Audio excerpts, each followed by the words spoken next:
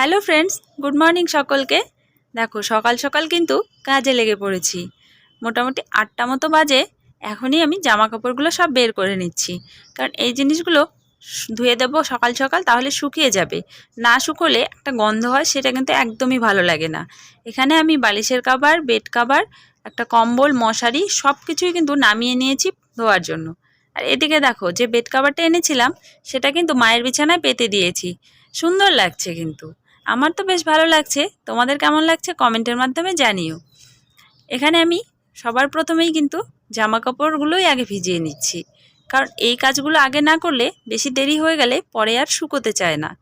এখানে আমি হালকা গরম জলে জামা কাপড়গুলো ভিজিয়ে দিচ্ছি। এতে কি হবে, পরিষ্কার হয়ে যাবে খুব তাড়াতাড়ি, নোংরাটা কিন্তু তাড়াতাড়ি বেরিয়ে যাবে গরম জলে দিলে।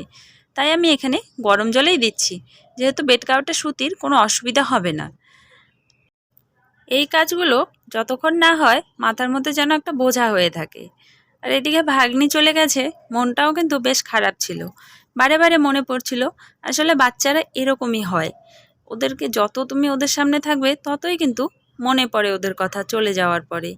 এদিকে জামা কাপড় কেচে স্নান করে নিয়েছি একেবারে, কারণ আমি না জামা কাপড় কাচতে গেলে একদমই ভিজে যাই। তাই একদম স্নান করে পরিষ্কার হয়ে নিয়েছি। এরপর আমি এখন খাওয়া দাওয়া করে নিলাম।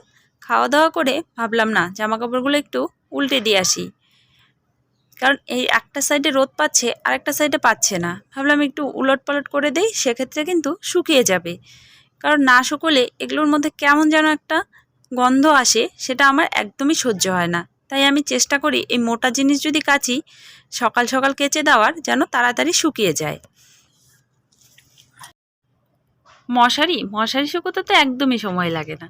মশারি একভাবে পেতে রাখলেই হলো, দেখবে ও নিজের মতো ঠিক শুকিয়ে যাবে।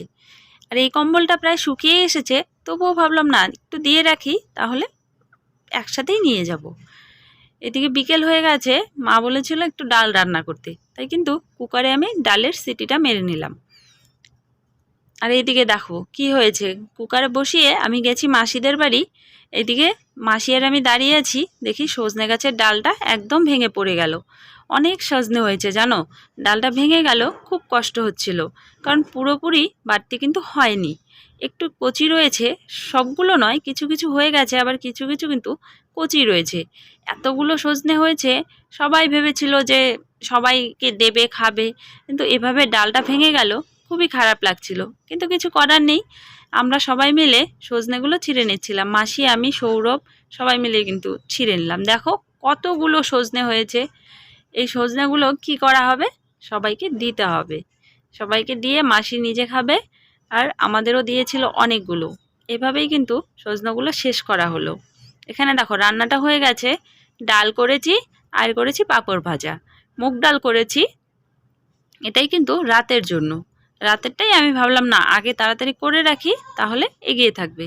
এখানে দেখো গ্যাস ভরতে গিয়েছিলাম, গ্যাসের পাইপটা চেঞ্জ করতে বলেছে, তো নিয়ে এসেছি, এটা লাগাতে হবে।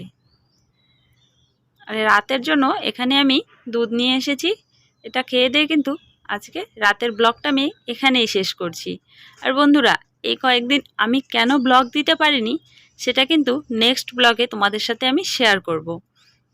আর আমার আজকের ব্লগটি যদি তোমাদের ভালো লেগে থাকে, একটা লাইক করো আর শেয়ার করে দিও।